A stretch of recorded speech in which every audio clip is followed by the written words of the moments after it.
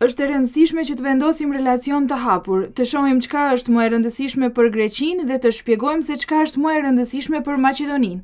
Për Greqinë gjithashtu është e rëndësishme ta njohë momentin e ri në Maqedoni dhe ta mbështesë atë.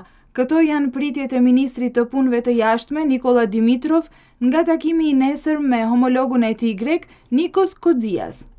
Ubeden sum дека Jam i bindur se me këmbgulje dhe transparencë, me mesazhin se është e rëndësishme edhe për Greqinë që Maqedonia të ketë sukses dhe të ketë një fqinj të qëndrueshëm dhe përparues.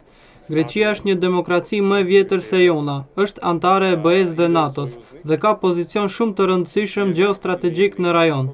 Mendoj se mund të luajë rol të rëndësishëm në përforcimin dhe shtytjen e të rajonit në Ballkan.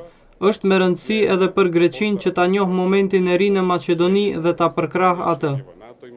Dimitrov nuk saktësoi se për çfarë më saktësisht do të bisedoj me homologun e tij. A do të hapen edhe tema të tjera përveç asaj tani më të paralajmëruar, shqyrtimi i mundësive për zgjerimin e masave për ndërtimin e besimit. Довербата е првиот чекор и тоа е многу важна работа. Besimi është hapi i parë drejt miqësisë dhe kjo është një gjë shumë e rëndësishme. Kemi delegacionin më të madh deri tani prej 15 përfaqësuesve të cilët sot kthehen nga Athina. Qëllimi është që të zgjerohen masat për ndërtimin e besimit në disa fusha, t'i bëjmë ato më reale dhe t'i zbatojmë të njëjtat. Nga Ministria e Jashtme greke e konfirmuan vizitën një ditore të Kodzias.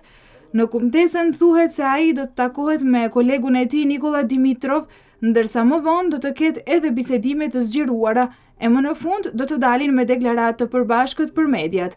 Sipas paralajmërimeve, Kodzias do të atakojë edhe presidentin e vendit Gjorgje Ivanov, kryetarin e qeverisë Zoran Zaev, zëvendës kryeministrin për marrëdhënie me BE-n, Bujar Osmanin, si dhe përfaqësuesit e partive parlamentare.